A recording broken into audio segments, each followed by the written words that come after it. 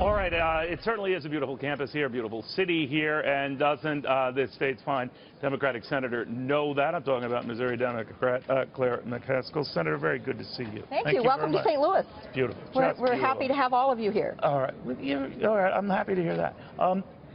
We were talking about what comes up tonight in the opening. I know it's a town hall forum, but let's say it goes to Hillary Clinton first. She deals with a studio audience member's question. Should she take this on right away? Should she address it? The Donald Trump comments first.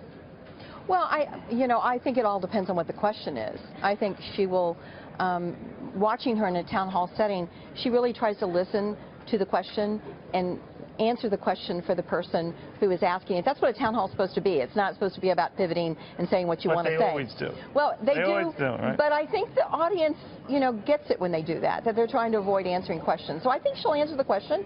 I think it obviously will come up, but I think it's more likely, for him to begin round 3 of trying to do a sincere apology.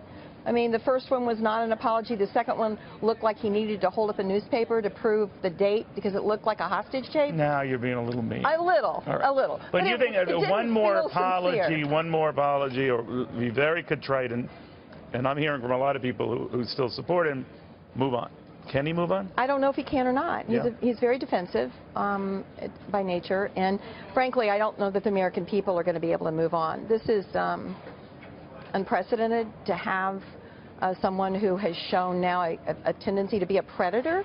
I don't think we want a predator. Well, he is arguing, his people have argued. I don't know if they do take the nuclear option, Senator, where whatever he says doesn't match what Bill Clinton did. If he goes there, what do you think of that? Well, first of all, Bill Clinton's not running for president.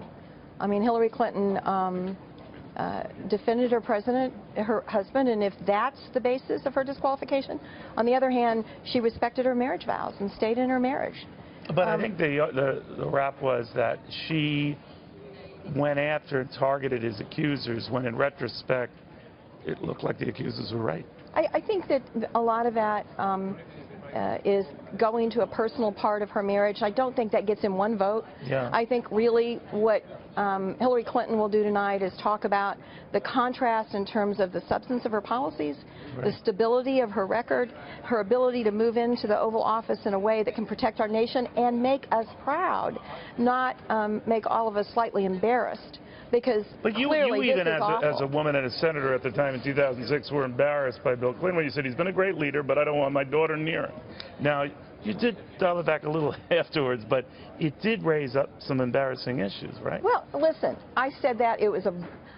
I shouldn't have said it. It was mean and gratuitous, and I immediately apologized for it. Obviously, but as Donald Trump, as a mom, but as a woman, you felt annoyed. This is a guy who cannot really apologize.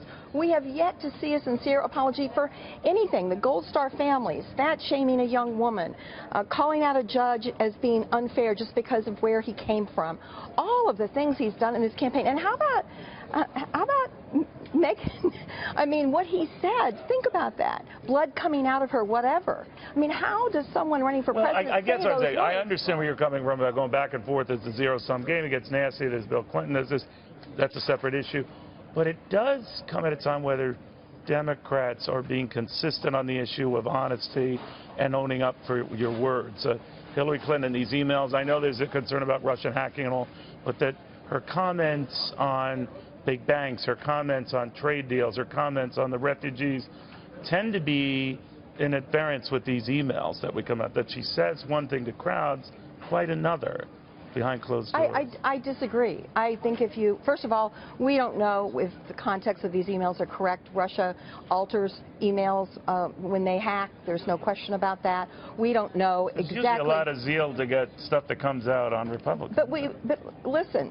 Russia you don't question the source there. Russia, this is postmarked by Russia. Russia is trying to impact our elections.